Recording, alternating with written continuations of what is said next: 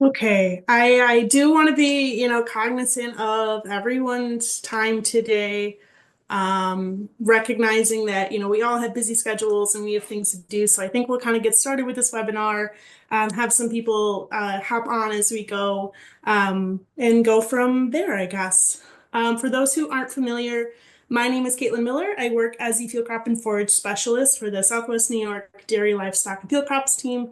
So our team is a partnership between Cornell University and the 5 Cornell Cooperative Extension offices of Allegheny, Cattaraugus, Chautauqua, Erie, and Steuben. With me today, I have my colleague, Katie. Katie, if you want to introduce yourself quick. Yes, hi, I'm Katie Callero. I'm the dairy management specialist on the Southwest New York Dairy Livestock Field Crops team. I just started in October, and I'm just really looking forward to continue to meeting all the producers in the areas and growing to meet the different needs of the farmers in our area.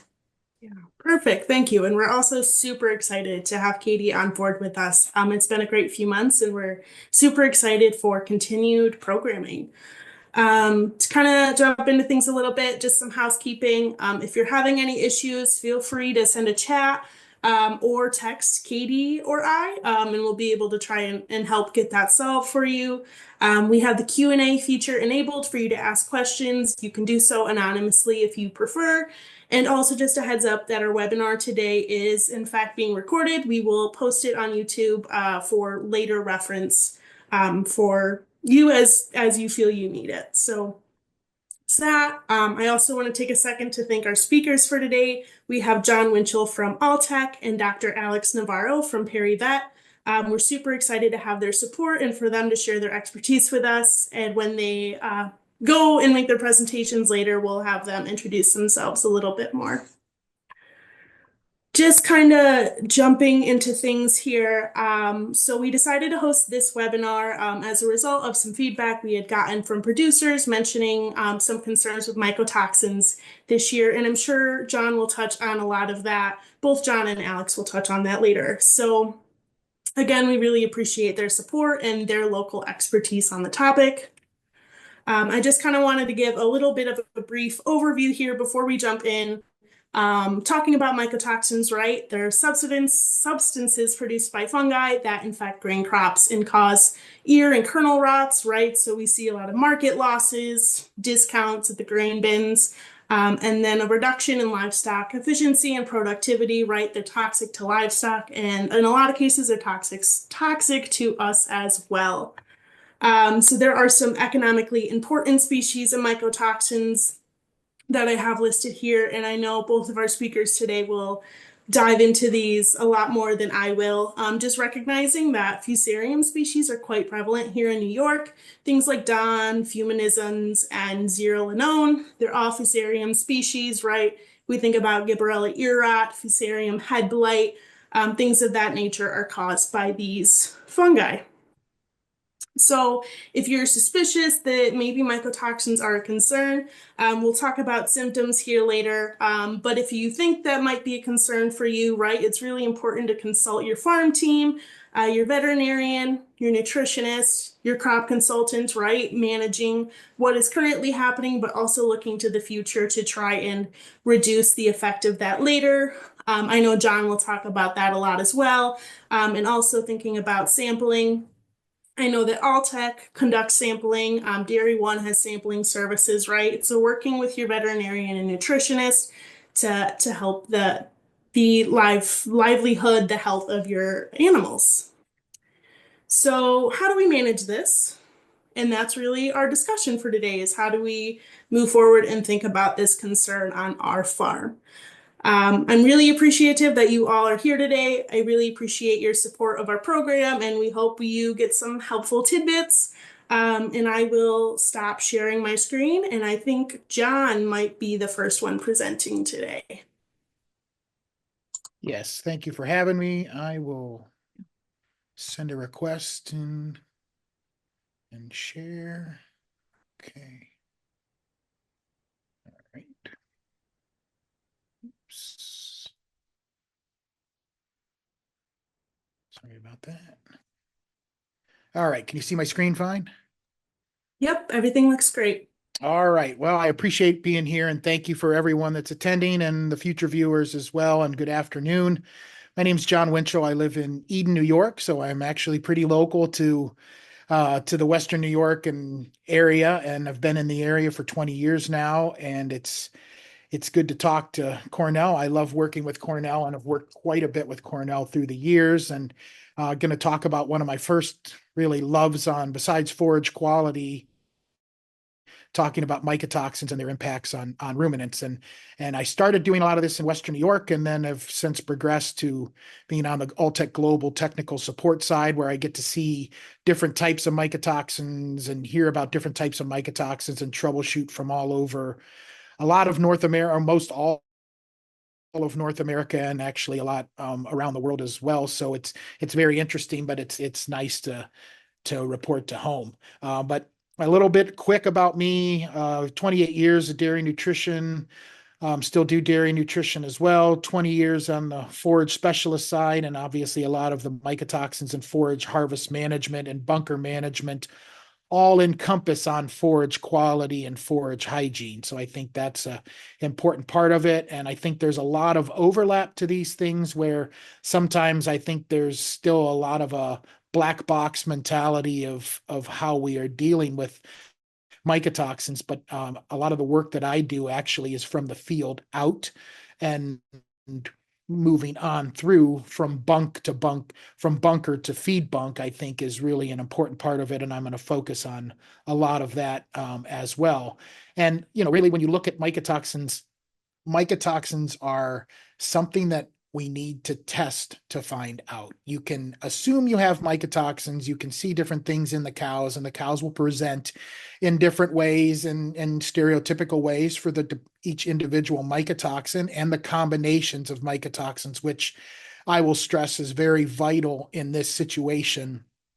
It is the combinations of mycotoxins that really cause a lot of issues that I don't think we quite realize. And hopefully we can talk a little bit more about it. What makes it so difficult is it is so generalized and so encompassing in many different facets of what we deal with. When you look at soil, we are still learning so much. And I think that's kind of the next generation and kind of the next really big place we're going to be looking at for mycotoxin management is going to be from the soil out. And we're learning things every year and new things all the time, but I think there is still a long way to go in that. On the seed corn side as well, I think we have definitely done a lot of work in this. I think Guelph has done a spectacular job working and tracking different varieties over the last few years on the mycotoxin side, and they've made some pretty decent advances. There's still a lot of questions out there because the individual seasons are that. They are individual seasons, and depending on that individual season, or the individual season of when you planted corn and when you harvested corn, for example, that can change a lot of that as well. And obviously, planting and how we set up and how we manage that crop, and obviously this is corn in this example, but through the season is really, really critical.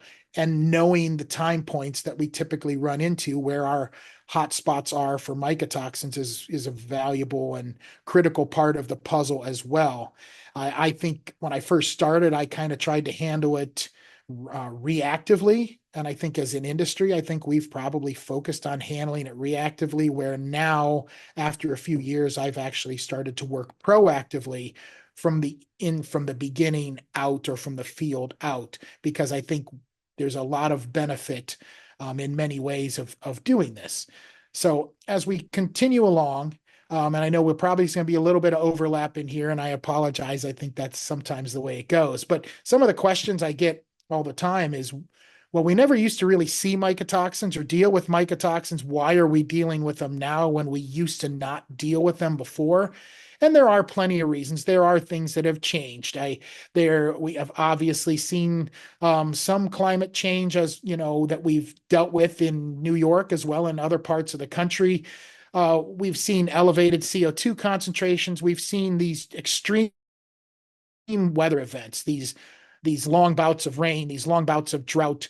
all these situations, the temperature changes, we will know that a lot of times these will impact that individual crop.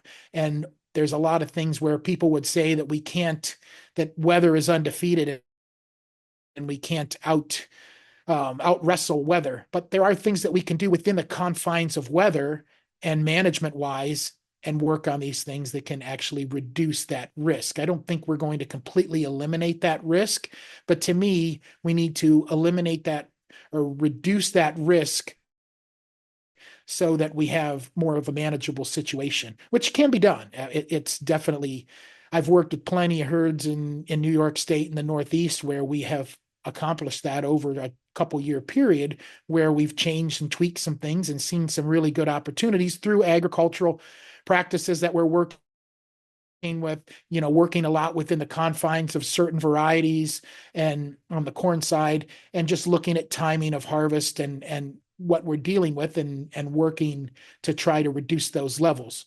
So fungi have obviously evolved. They're ever changing, they're ever evolving. And they're there to defend themselves. They're there for a job.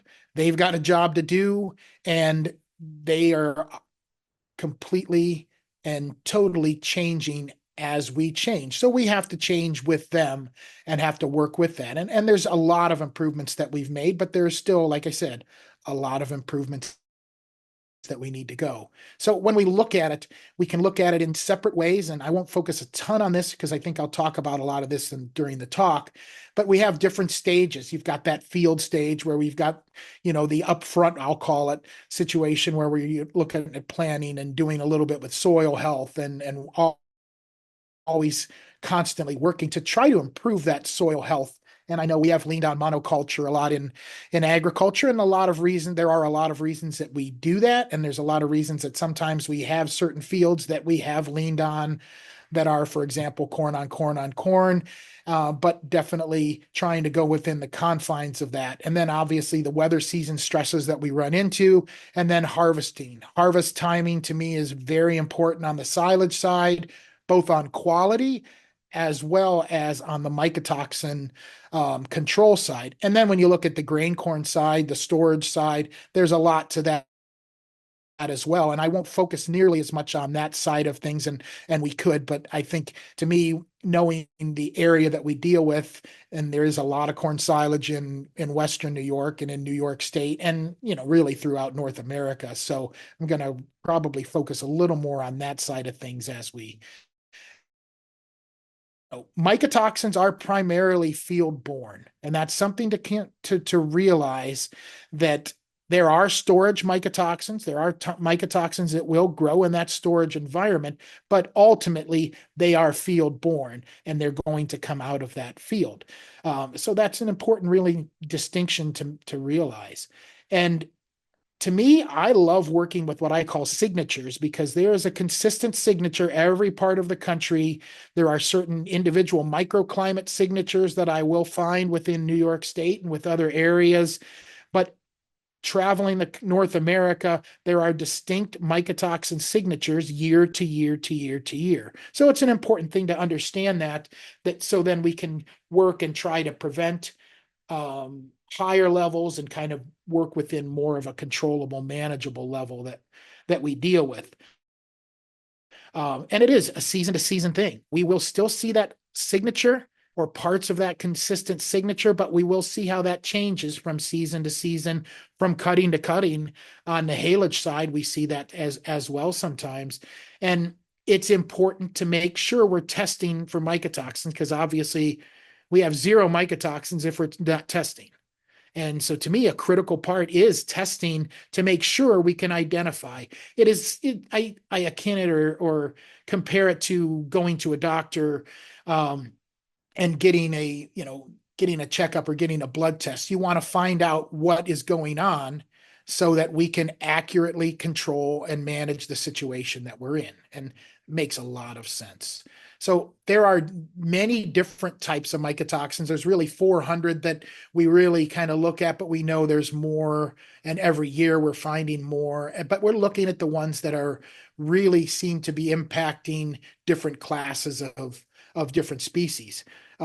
when we look at the area that we're in, I guess I would kind of want to focus on when you look at the fusarium side, we start to look at, for example, the fusarium family because of the area we're in, because we're in the area that hugs the lakes. There's plenty of moisture. There's that perfect temperature that we deal with. We really are predisposed to have a higher mycotoxin level than what a lot of other areas are. And so the fusarium family you're going to see your Don or your vomitoxin, or the Valinol. And then you will see these other ones along with Valinol as well. You'll see zearalenone, which has been pretty prevalent the last few years in Western New York, where when I first started 8 years ago in Western New York area or in New York in general, in the Northeast, I didn't see as much zearalenone, but I have seen zearalenone increasing through the last few years. Same thing with T2H2, that'll be more hit and miss, but when you have it, you know it. And I think that's a really critical part of that as well. And I know Dr. Navarro will probably touch on these as well, so I will not spend a lot of time on it. I think some of these other mycotoxins, these emerging mycotoxins that you see here at the bottom, I think they're very critical. We don't know a huge amount about them yet, but we are learning more and more every year. And I think fusaric acid is one that we should be paying a lot more attention to. And we'll talk a little bit about that as we go along as well. So usually, whoops, sorry, I skipped the screen. Usually when I go on farms to troubleshoot mycotoxins, I'm always shown pictures, or they walk me out to the bunkers or the storage facilities and they show me a color of mold and they expect it. Here's what we for sure have. And I would say that is, you should take that with a grain of salt a little bit, that not all molds are going to be toxic or release mycotoxins that are inhibitory on the animal side. But you typically see that bluish gray purplish color is going to be primarily those penicilliums.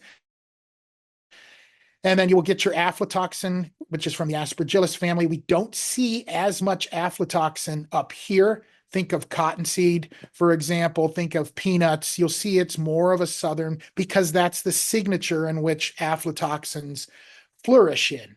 So we do not see it a lot in the north, but it is obviously FDA regulated, so we do have to test for it to make sure that we're doing the best we can. There is some spots out around Herkimer or a little further into central/eastern New York where I have seen some pockets where there has been a little bit more aflatoxin pressure. I've seen a good whack a couple years ago of aflatoxin in Chautauqua County. We had an uncharacteristically drier season, and kind of into that northwest Pennsylvania, into that southern part of Chautauqua County, we had a little bit. And on the fusarium side, it's pretty prevalent pretty much everywhere we go, from Minnesota, Wisconsin, through Ontario, Quebec, the Maritimes, and through the states to the east is pretty critical. And those are going to be your pinkish, reddish, whites. Not all the time, because the whites that you see a lot of times can be confused with mucor, which is a lot less toxic than other funguses or other mycotoxins. It's going to be less critical on that side. But like I said, I go back to signature and synergy. To me, that's how basic it can be. We know the signature by looking at that individual signature of certain geographical locations. And I think that is an important thing to know, because we need to know where we're starting. And we need to know, if we look at a mycotoxin sample, how does this compare to where we are normally are at for an area? Because most people that probably experience a mycotoxin issue don't realize that, this has been prevalent in a lot of different areas, and they feel a little isolated until you talk a little bit about this signature that you run into. And then also, when you look at the synergy, how these multiple mycotoxins, which if you look at most areas, we're sitting at between 6 and 8 mycotoxins per sample on average in North America, but a little bit higher in the Northeast. And there is synergy between these different mycotoxins, and we'll touch on that a little bit as well.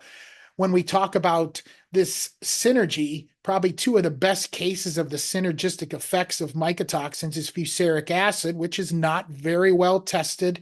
There's not a lot of samples that are run where we are checking for fusaric acid. But what we do know, and what I have seen in New York and the Northeast, is fusaric acid and vomitoxin go very well together. They grow in that same signature of weather and water activity, and they both work together, but in different ways. Typically, we know the signature that we're going to see, and Dr. Navarro is going to talk probably a lot more about this on the vomitoxin side, but fusaric acid will inhibit the growth of some of these rumen bacteria that will naturally mitigate some of those mycotoxins, and especially on that Don side. So by having a higher fusaric acid level, it actually will enhance the effects of vomitoxin. And it's important to know these because there is a split between how much Don we usually have in the Northeast, and there's also the same on fusaric. And when that number gets a little bit out of balance,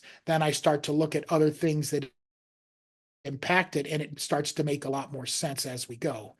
So that is one of the things where you look at these synergies between different mycotoxins. Also knowing that fusaric acid can do other things on its own. You can get a lot of edema, and you can get swelling issues that are probably a little more uncharacteristic of maybe what you're used to.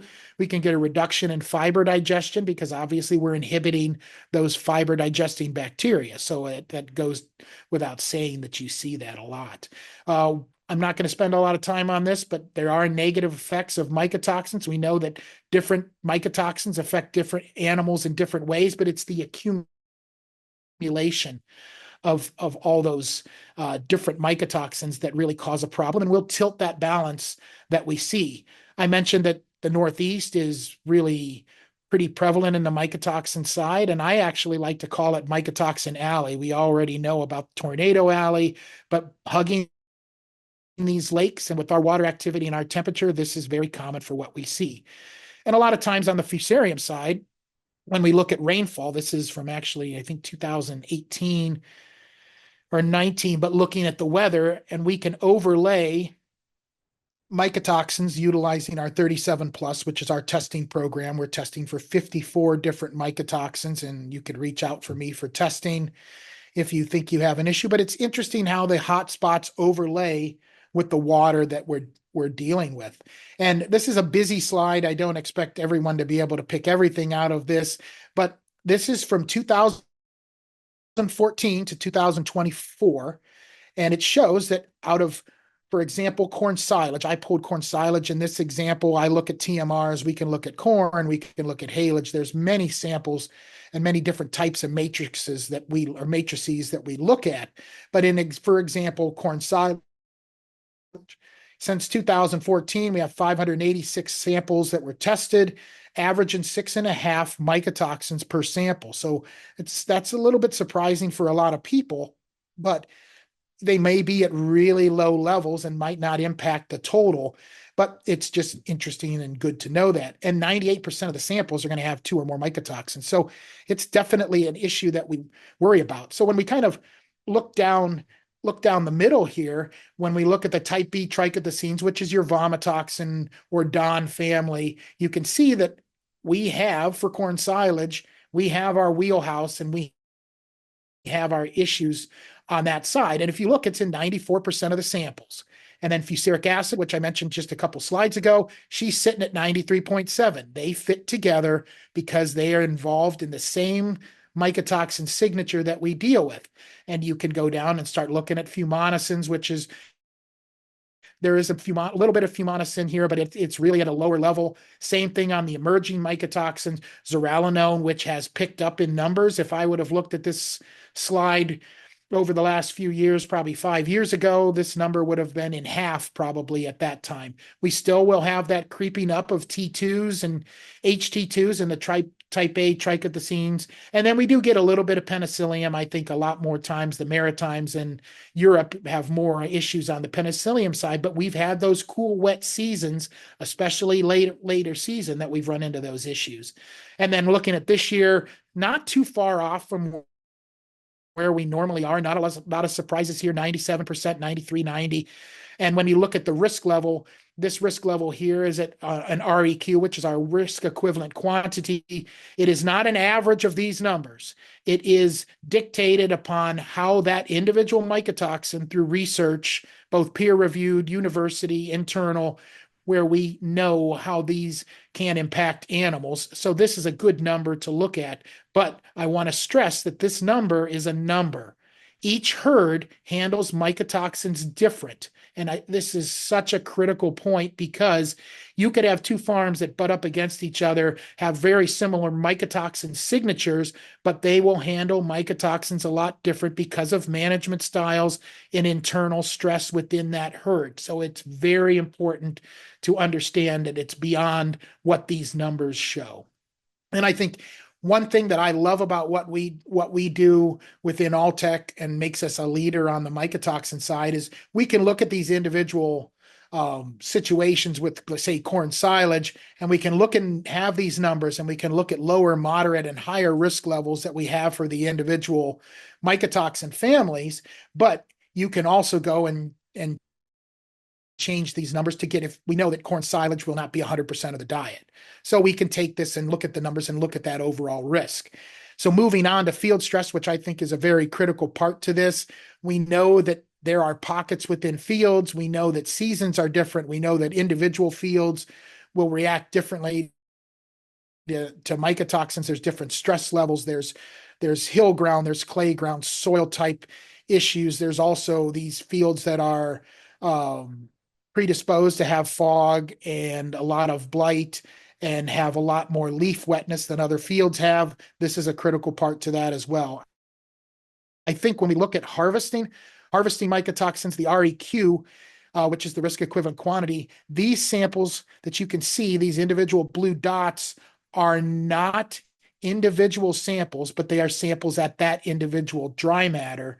And if you notice, once we get past that typical harvest window that we like to see, that 35, 36, 37, we start to see enhancement and risk on mycotoxins. And that's because our plants are obviously reaching the end of life, and we have a lot of late season stress here. So that impacts it quite a bit as well. And I think when you look at varieties, there can be a difference between varieties, and Guelph has shown us that. I think, though, looking at relative maturity and making sure we are not out kicking our coverage on relative maturity and day length on corn, because bad things happen when we outkick our coverage of growing degree days for our individual ground. I know we are getting warmer falls, but we run into the problem of we get that longer day corn that'll lag and lag and lag on finishing, and we run into issues on that back end of the season a lot of times as well. And planting population to me is important as well when we're looking at varieties, because if we overcrowd a certain variety that does not want to be crowded, we are going to increase inherent stress within that as well. So there's a lot of important parts to this. I utilize climate smart farming, I would probably say most every day. Not as much on the mycotoxin side, but there is so much that we can do to make sure that we are harvesting and planting and managing our forage the best that we can by figuring out what our playing field is for our individual farm. And you can go in utilizing climate smart farming, and you can look at your degree days, and you can look at what your growing season typically looks like over a 30-year period and have a pretty good idea. And that's part of this management. I think when I started, I thought, okay, well, we had some residual issues. You think of corn on corn, you think of corn stalks in the field, and you think of our winters haven't necessarily been as severe. So I thought it was maybe an upfront issue when I first started. And then as I've gone through and experienced a lot with my fellow dairymen that I see around, I start to know, well, maybe it's a tasseling. That's why we utilize fungicides. You get these silk channel infections, you get a lot of moisture right around tasseling, and we know that can be an issue as well. But as we go further, but before we get there, I guess when there is one of the critical points that we deal with is around tassel. If we have the wrong weather around tasseling, we know that we can increase that mycotoxin right around within that 2 weeks or so of tasseling to either side of tasseling. And like I said, that's why we typically use fungicide. This was from Cornell University, from a lot of Joe Lawrence's work in the corn silage from, I think, 2018. You can see at 33 dry matter in Madrid, New York, relatively low mycotoxins. You can see the average dry matter was 36 here. In Albion, we didn't see very much either. We go over to Willsboro and we didn't see much mycotoxins, but when we hit Aurora, that happened to be a part of the area where we saw higher levels of mycotoxins. We saw a lot of plant stress. This was actually planted first.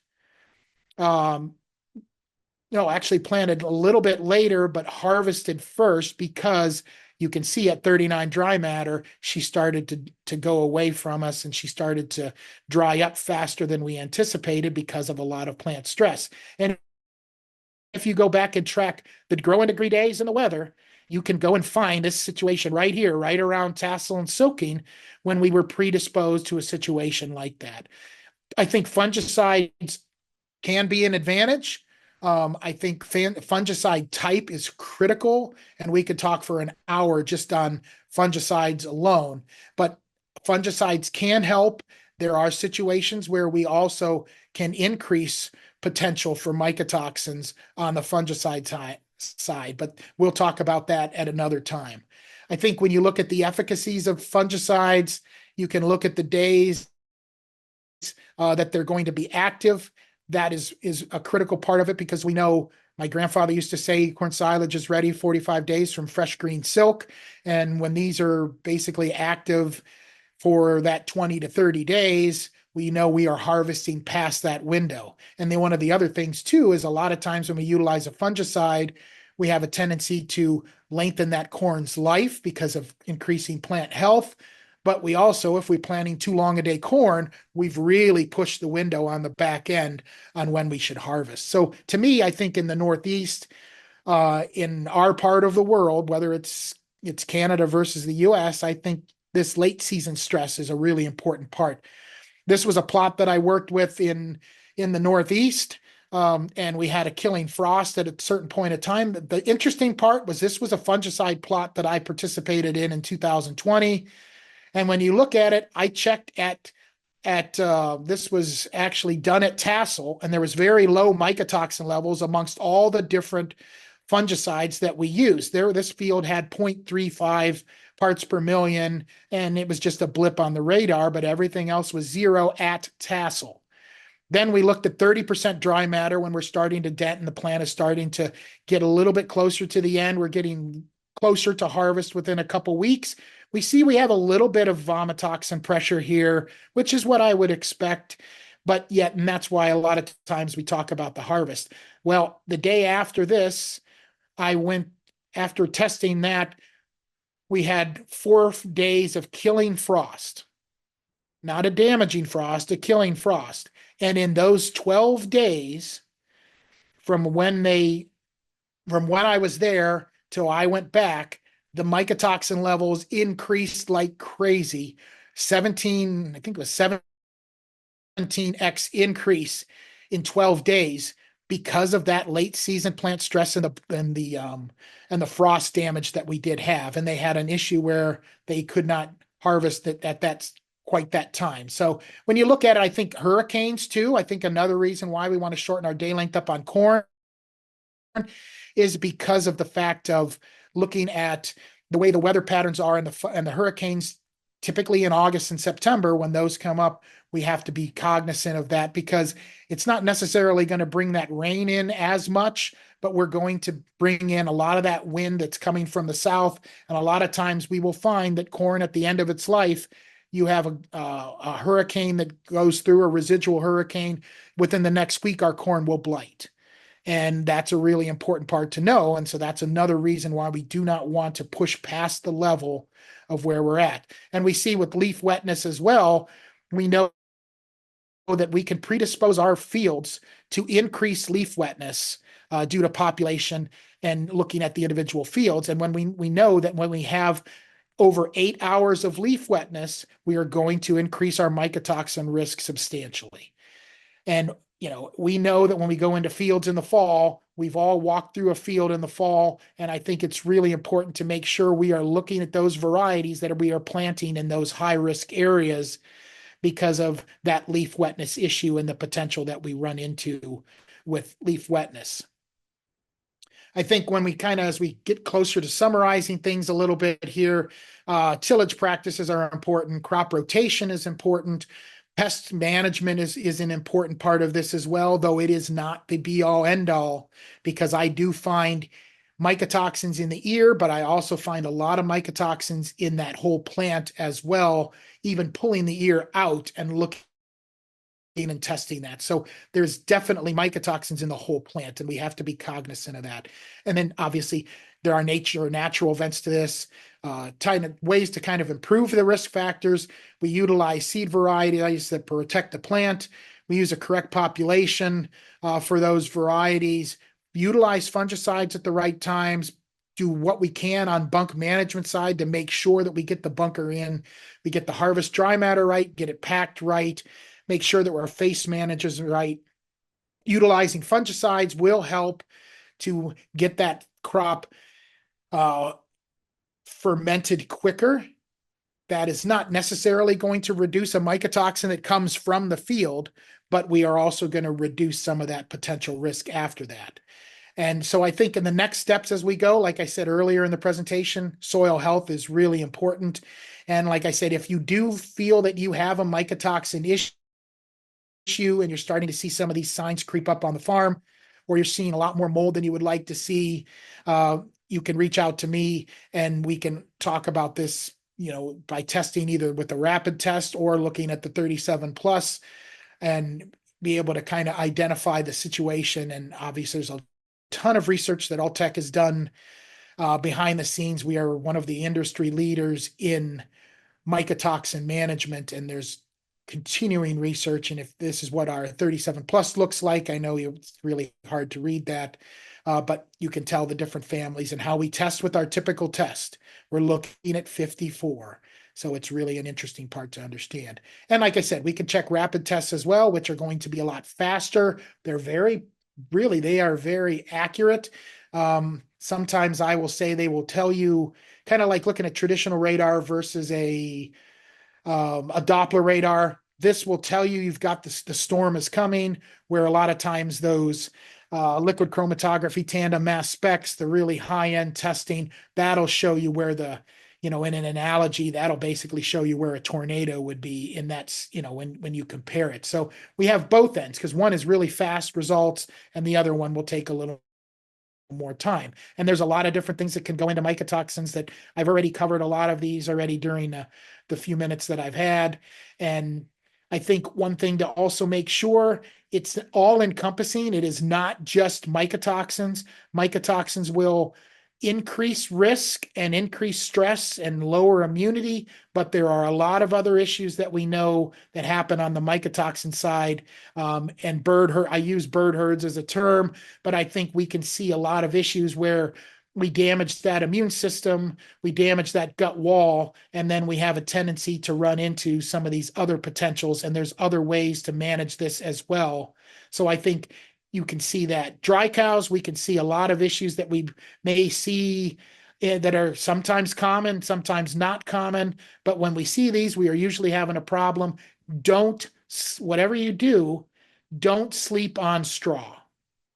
Not many people test straw out of the gate for mycotoxins in dry cows, but the propensity of Goldilocks diets that we have out there, don't forget to test your straw. We typically will test the TMR, or we'll test corn silage, for example, but make sure you're testing other commodities that could be a potential risk, because I have found that in Canada and the US as a pretty prevalent situation.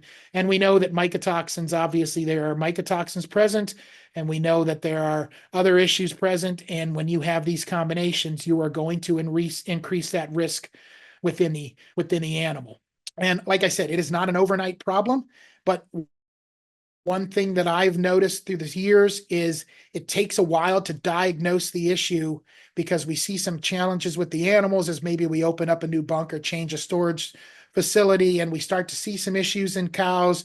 And then we talk to the nutritionist tests the feed, but usually for quality to see if we changed anything, they don't usually go to mycotoxin testing right away. But as we know, when we have dawn challenges day by day by day by day, we are starting to affect that immune system and starting to impact that cow. But a lot of times it takes 45 days for us to figure out we have that challenge. So, and I think that is about where we're at for today. And I can't wait to hear Dr. Alex talk, and I appreciate it. And we'll hold our questions if there are any for the end. Okay, thank you, John.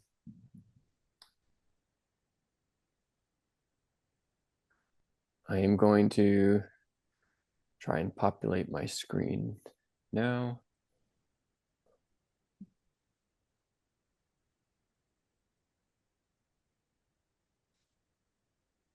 Okay, can someone let me know if that's visible? Can you guys see that? Yep, Okay. It looks great. Okay. All right, great. Thank you, John. Very informative. You covered a lot of points. So that's good because I don't have to talk about them again. But just a quick introduction. My name is Alexander Navarro. I'm a veterinarian located in Perry, New York. If some of you on the call are dairy farmers, I'm sure that I've met some of you at some point or another. Yeah, I just thought I'm going to bring my perspective on mycotoxins because I have the opportunity to see a lot of herds in this region and see what they're experiencing, how it affects the cows, and so yeah, I'm just going to share my experience. This is what I'm going to talk about. What is a mycotoxin? That's already been covered. I picked kind of arbitrarily three mycotoxins that I want to talk about here. There's a lot more that I could, but I'm just going to cover three. We're going to go a little bit about the levels of concern, and then treatment of individual cows and group treatments. So a mycotoxin is a toxin produced by a mold. That's what that word means. And John already mentioned there are 400 plus mycotoxins identified. And that's just the ones that we know about. There are probably hundreds more that we don't even know about yet. And this is an important distinction to make because when we talk about specific mycotoxins like aflatoxin or DON, as if that's the only one in the feed that's affecting the cows, but in reality, in the field, it's a multitude of mycotoxins, and we test for a few of them, but it's what is the effect of the sum of all these toxins to the cow. That is what the cow is really experiencing. And it's kind of interesting because when you look at studies on mycotoxins, if we want to see, for example, how dangerous is DON to a cow or vomitoxin, they'll conduct a trial, they'll isolate some vomitoxin, and they're going to feed it to a cow, and they're going to see how much it takes before we start seeing symptoms in a cow. And when they do those studies, we find that it actually takes, in the case of DON, it takes quite a bit of mycotoxin until we actually see any symptoms in the cow. But that's not what we see in reality. That's not what we see in the farm, because cows are never fed just one mycotoxin. They're always fed a multitude of them. So it's just important to remember that when we're talking about mycotoxins, yeah, we're going to test for a couple, but in reality, there's more than we can really test for. So this is how I'm going to break this down. We're going to go into mycotoxins. What is it? What's a toxin? What does it do? And why do we care? All right, it's going to be simple. Aflatoxin.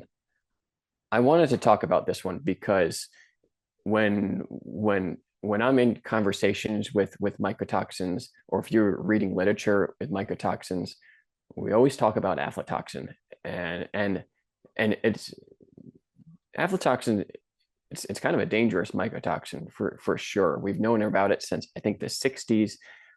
It's very potent, but as John mentioned, we don't see it very much in our area of the country. It likes warm, dry weather, and we have more of a temperate climate up here. So it does show up in New York, but I frequently don't find it. But I just wanted to mention it because a lot of times that's what we think, like, oh, is there aflatoxin in our feed? In Western New York, not too often. But anyways, aflatoxin, we worry about it because it is very potent. It damages the liver of the animal, and we don't really have very good treatments for liver damage. And it'll affect people too. And aflatoxin will actually can get into the milk. It's passed through the milk, and it can affect people. And so the FDA cares very much about aflatoxin, and there are pretty strict regulatory guidelines on how much aflatoxin is permitted to be in the feed, because we know that it passes through into the milk. But thankfully, we don't see this too much, but if we do, it's something that we should take pretty seriously. Zearalenone. This is an important one to be aware of. Zearalenone, it's one of those toxins that are produced by Fusarium fungi. It's common in New York, and I put up this image of zearalenone because this is the chemical structure, the molecule of zearalenone, and it has an effect on cows because it is very, very similar to a naturally occurring hormone that the cows produce themselves, and that's called estradiol or estrogen. Estrogen is responsible for the normal heat cycle of the cow.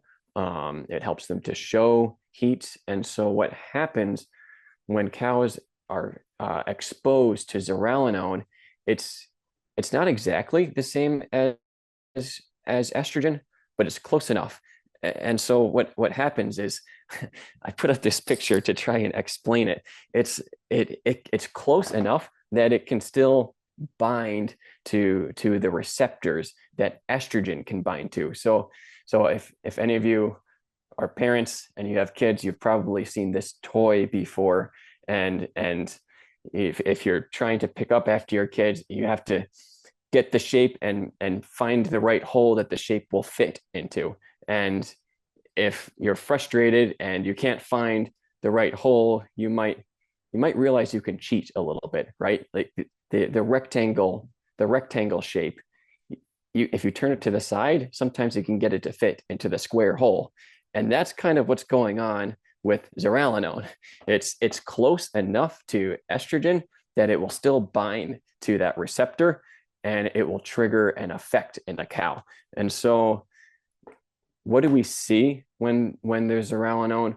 We see irregular heats in cows. They don't cycle appropriately, receive reduced conception rate, reduced heat activity. Some cases it's reported we see increased heat activity. You might hear your veterinarian say there's cystic cows that they're seeing in ultrasound. That's typically what we see when zearalenone is there, and that's one of the reasons why we care when it's there, because reproductive performance on a dairy is very important. I hope that makes sense.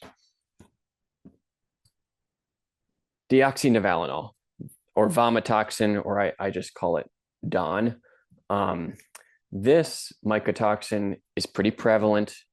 It's common in New York. It's also produced by that Fusarium fungus.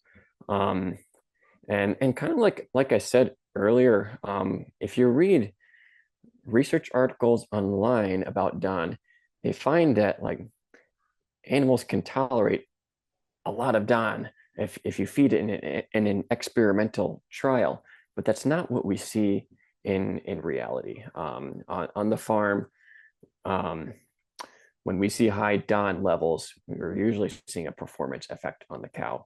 And so what does it do?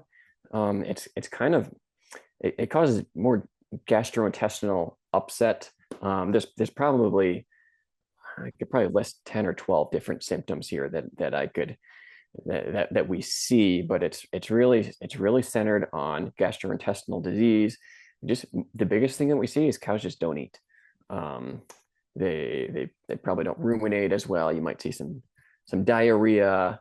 When there's a lot of DON, they just refuse to eat their food, and we care about that because well, when a cow doesn't eat, we have poor performance. I kind of use DON. This is just me speaking. It's just my perspective, but I kind of see DON in our area as a good marker mycotoxin. As John mentioned, 95% of samples that we take, we find DON in our area. Usually, if I send out a sample, I'm usually looking for DON, because if DON is there, there's probably a good chance that there's a number of other mycotoxins there as well. So I kind of use this one a little bit as a marker, as an indicator of how much overall load of mycotoxins could there be in the feed.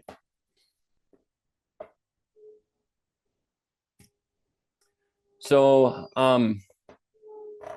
those are the three mycotoxins that I kind of wanted to mention today. I want to talk about analysis. If you suspect that there could be some mycotoxin in the feed, what do we do? First I'd say talk to your nutritionist or your vet. This is just an example. This is an example analysis that I sent out a couple months ago. Just a local private lab that we use that can run some mycotoxin analysis. And this is just a very basic screen for those three mycotoxins. Aflatoxin is almost always on there. There's regulatory reasons why it should be. But we're looking for DON and zearalenone. And you get a report back that looks something like this. It says, in this sample, we found some DON, 1.4 parts per million, and zearalenone, 106 parts per billion. So great. What does that mean? Talk to your nutritionist, talk to your vet, because sometimes it's not always a straightforward answer, and different farms are going to have different experiences. But here's one publication that I found online. It does come from some FDA research. It goes back to 2006, so it's kind of dated. But just some concentrations that are out there to give you a guideline of whether this mycotoxin level could be causing problems for cows. And I don't know if you guys can see my cursor, maybe not, but if you go to deoxynivalenol here, for dairy cows, there's a couple of concentrations listed. I usually go down to the chew parts per million listed. That's kind of the general cutoff that I look at for DON, 2 parts per million for a lactating cow. This is in the final feed that the cow is eating, so the TMR, okay, not the individual ingredients. Zearalenone, recommendations for zearalenone are all over the board. I'm actually kind of surprised at some of these levels that are reported. They just seem really, really high to me. I would be concerned if I saw levels that high, but typically I'm kind of looking more at the bottom of that list, around that 500 parts per billion range for a lactating cow. Heifers are a little bit more sensitive to this zearalenone. Heifers, that's something to keep in mind. But again, talk to your vet, talk to your nutritionist. Results will vary from farm to farm. So, what are our symptoms? What are our symptoms of mycotoxins? Generally, this is very generally speaking, okay? But usually we're seeing GI GI disruptions. Zearalenone is a little bit different. Zearalenone, you might see, heat activity or lack thereof, poor conception rates. Sometimes you see like some swelling around the vulva or around the udder, especially heifers. If we're talking about heifers, you might see something like that. Abortions can be possible, especially if you're dealing with several mycotoxin stresses at once, can be possible. But for the other things, like Don, some of the other fusarium mycotoxins, you're seeing cows that don't eat. They're down on intakes. If I was a vet and I was looking at a cow that got some bad feed, I'd probably call it indigestion. I probably wouldn't say, this cow has mycotoxicosis.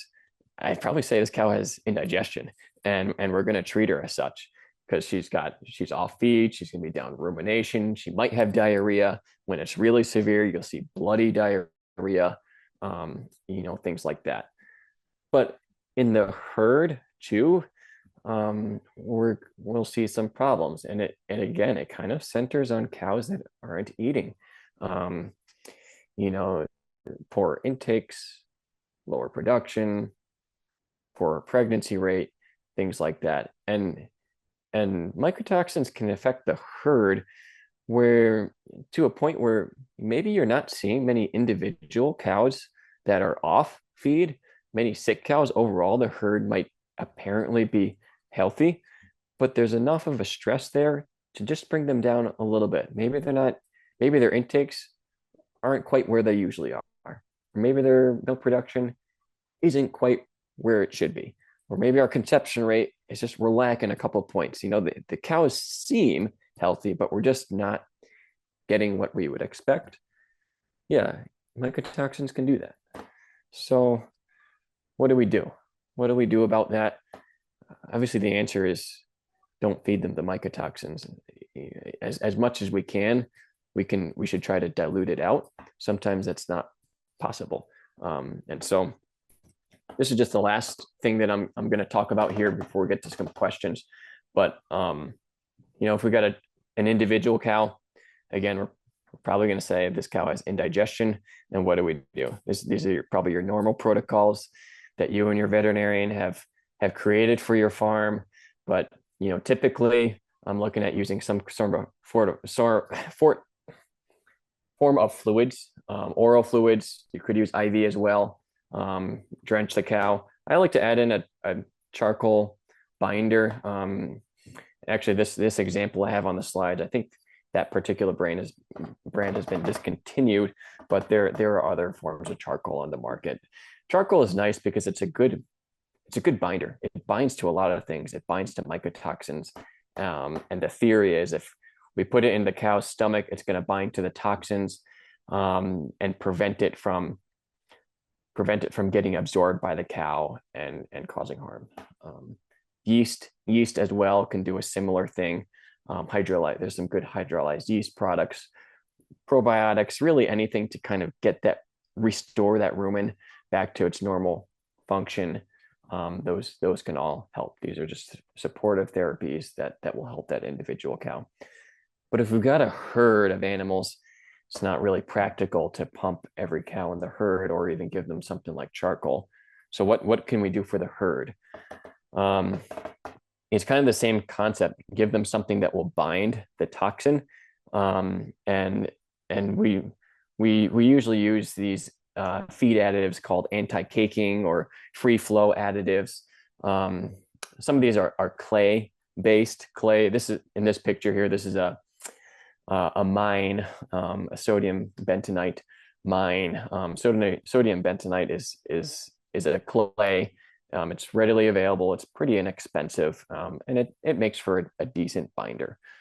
So that's commonly used by herds as one of our binders that we'll put in to just we'll leave it. Sometimes we'll leave it in the ration, and we're hoping that that's going to bind some of the mycotoxins that the cows are exposed to. It works. It's cheap and it works. There are some other kinds as well. I mentioned yeast or moss, that's a monooligosaccharide product, also a good binder. Those products as well double in that they're immunosupportive as well. They kind of do both. They're good at binding toxins, and they have some good benefits to gut immunity.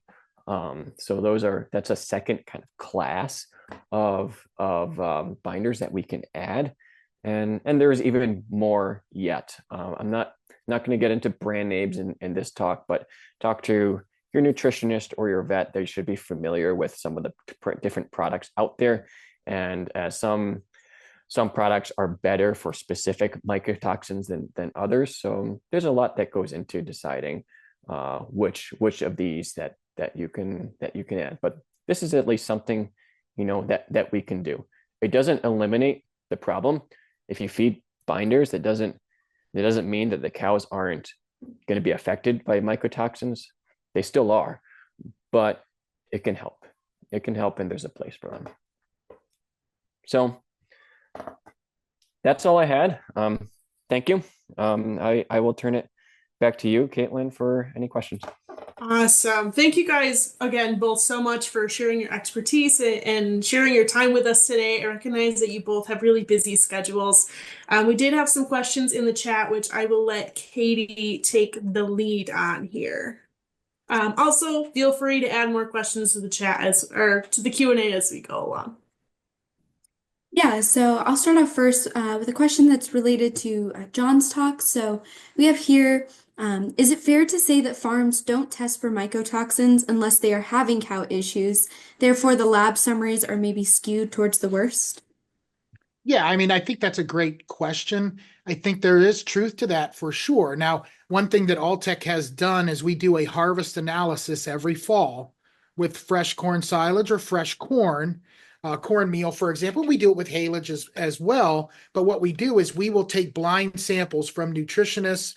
We will take blind samples. I will take blind samples out of the field as we take samples or as they're chopping corn.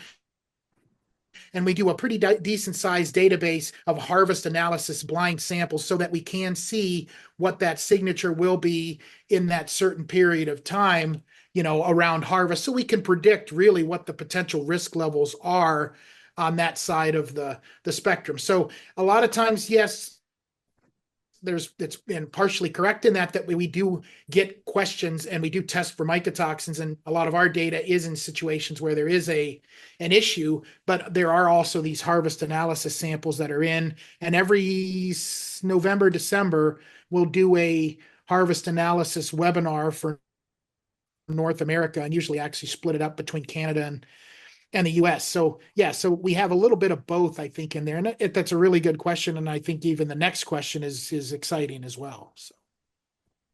Yeah, definitely. And then a question for Dr. Navarro here. Would you say that are there a certain age of cows that are more vulnerable to mycotoxins in general? You kind of touched on heifers maybe being a little bit more sensitive, but do you see like kind of calves or in that transition period or older lactation cows, or is it kind of all across the board the same? Yeah, that's a great question. And we do see different classes of animals that are affected differently. Calves tend to be quite sensitive to mycotoxins. And I'm not 100% sure why that is, but I've actually seen calves regurgitate because of mycotoxin loads in the corn, which is not something that's commonly seen in calves. And yeah, other animals that would be affected would be animals that are under other stresses. So that's going to be your transitional age calves, pre-fresh and fresh cows. They're under a lot of other stresses as well. And when you add mycotoxins to that, their immune system breaks down and they're more sensitive to it. So if we could only target certain animals in the herd with some binders, I'd probably be looking to those animals. Great. Thank you. And I think to add to Dr. Navarro's part of it as well, and I think there are differences between the different products that are out there. And if you look at, in the United States, there's really no mycotoxin binders that are acknowledged by the FDA, but we certainly then lean on other countries to see how that information is run. And we definitely can see differences in clay products versus, yeast cell wall products, and definitely can see that efficacy. And we could talk one-on-one of, if there's a dairy or anybody that would have a potential question on that. But I certainly think that there are distinct differences between the two, and obviously we can talk about that at another time. So, and I think when you talk about the calves, the sensitivity of the calves, I see it's interesting even in lactating cows and dry cows and pre-fresh cows. I see a lot of, when I start seeing cuds that are thrown up in the beds or the stalls, we usually have a pretty significant issue on the mycotoxin side, and I do see it relatively common anymore. And then on the calf side, I've seen that for sure, as well, as Dr. Navarro stated. And I think on calves, when you look at that, I think they're small non-ruminants, right, at that point in time. So we know the effects of how we see it on poultry and how we see it on other monogastrics. So it's interesting to see the severity of that and the risk that these calves will have versus, their larger ruminant counterparts. Yep. One other group of animals where we tend to see some mycotoxin stress would be your high cows. They're just eating so much. I mean, they're just wolfing down the feed, and these are cows that they seem to be doing great, eating a lot, making milk, and then it hits them. They're sick the next day. Yep. Yeah. And this final question we have here is a bit similar to what we were just talking about. And so it says, I didn't think that Dawn and Zen bind very well, especially a clay binder. Is that not the case? Yeah, I can take that. Yeah, I agree. There are definitely differences in how certain toxins are bound. I'd say that the clay-based binders like bentonite, they've been around for a long time. They're pretty inexpensive, and most mills will carry some form of that, so they're frequently used. It's probably not the best binder if you look at it, and so I would kind of be leaning on some other binders as well. Zearalenone, I couldn't tell you off the top of my head which one is best for that. I think probably one of the yeast-based would be better. But I don't know if you have any comments on that. Yeah, I 100%. I think that, when you start to look at some of the different iterations that you see around the world with different solutions, there are obviously, when we look at the complexity of a lot of these fusariums, which is, kind of different than what we would see on the aflatoxin side. I think that there are definite solutions when you start leaning into yeast cell wall and look at some of these combo products because they are so difficult to control. And if you look at other countries' information, you will, see a lot of information on that. And, that could open up a 3-hour talk as well. So, but yeah, I would agree 100%. So, Yep. Frequently we're putting more than one binder in if we've got a load. Well, that is all the questions that we have here. So once again, I just wanted to thank you both for your time today and your expertise as we are tackling this problem in our region. And as well, I wanted to thank all the attendees who have joined today live and who may be watching the recording as well. Thank you for joining in, and I'll pass it off to Katelyn Miller to wrap up. Any other final thoughts? I don't think I have anything else to wrap up. You did a great job. We just appreciate the support. And we'll be posting this online soon for you to review that way as well.